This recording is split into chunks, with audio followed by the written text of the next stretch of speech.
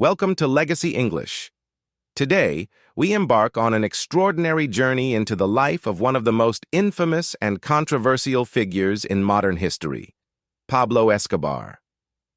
Through this detailed and immersive narrative, you will not only discover the shocking and dramatic story of the world's most notorious drug lord, but also improve your English listening and comprehension skills. This story will take you through his rise to power, the immense fortune he built, the fear he instilled, and the brutal downfall that ended his reign. It is a tale of ambition, crime, power, wealth, and violence. And through it, we will explore how one man changed the course of history, leaving behind a legacy that is both feared and admired. Pablo Emilio Escobar Gaviria was born on December 1, 1949, in the rural town of Rio Negro, Colombia, but he grew up in Medellín, a city that would later become synonymous with his name. He was the third of 7 children in a lower-middle-class family. His father was a farmer, and his mother was a school teacher. Although they worked hard to provide for their children, life was tough, and young Pablo quickly learned that the world was not always fair. From an early age, Escobar showed intelligence, ambition, and a hunger for power. Unlike other children who were satisfied with their simple lives, Pablo dreamed big.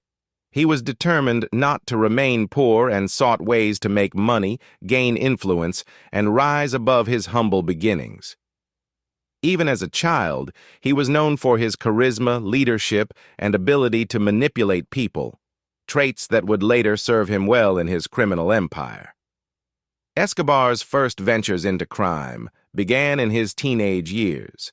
He started with small scams, such as selling fake diplomas, smuggling cigarettes, and even stealing tombstones to resell them. These petty crimes gave him a taste of fast money, and he realized that illegal activities could make him rich much faster than honest work. By the early 1970s, Escobar moved on to bigger crimes: car theft, kidnapping for ransom, and smuggling illegal goods. He became known in the streets of Medellín as a ruthless yet cunning criminal, always finding ways to expand his operations. But it wasn't enough. Escobar wanted more. He wanted power, wealth, and control.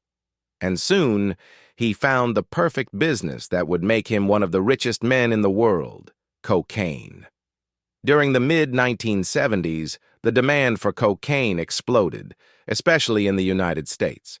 It was seen as a luxurious and elite drug, used by celebrities, businessmen, and politicians. Escobar, always ahead of the game, saw the potential in this new market and seized the opportunity. He quickly partnered with other criminals to smuggle large quantities of cocaine from Colombia to the United States and Europe.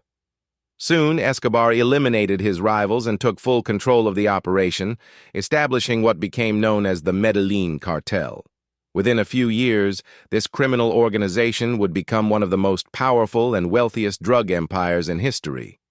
At the height of his power in the 1980s, Escobar was responsible for supplying an estimated 80% of the world's cocaine.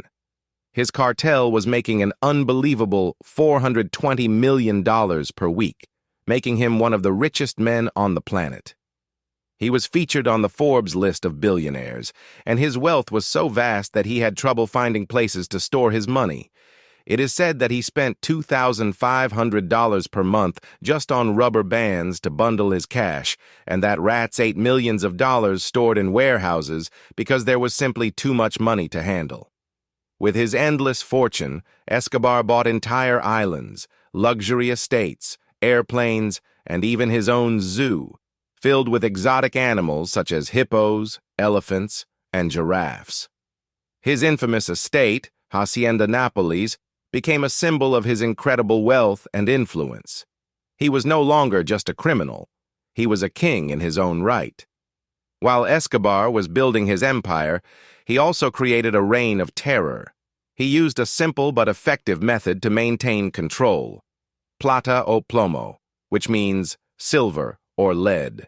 In other words, accept his money, bribe, or face his bullets.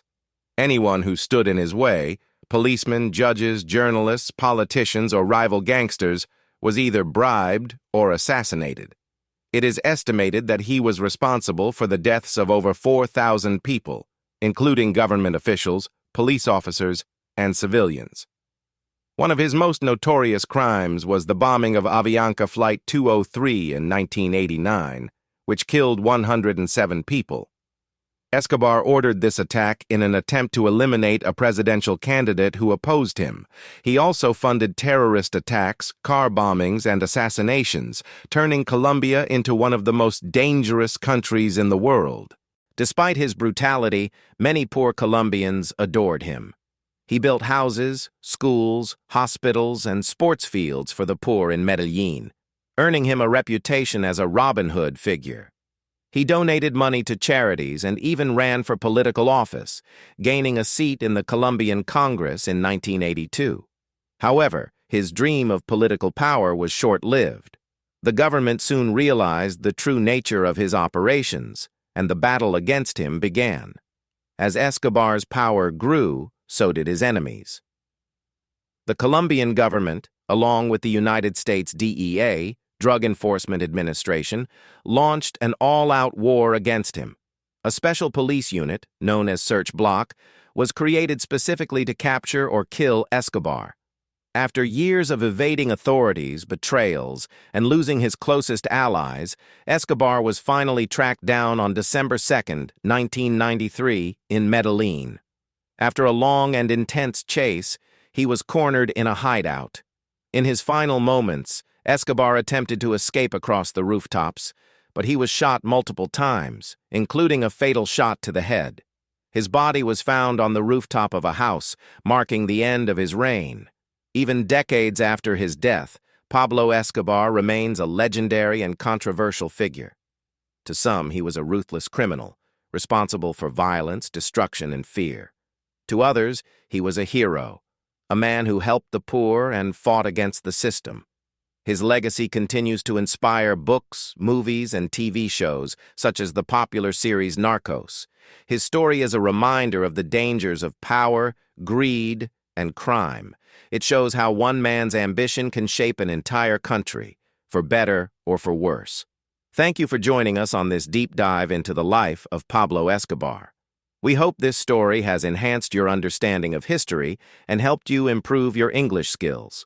Don't forget to like, subscribe, and share this video. Stay tuned for more captivating stories here on Legacy English. See you next time.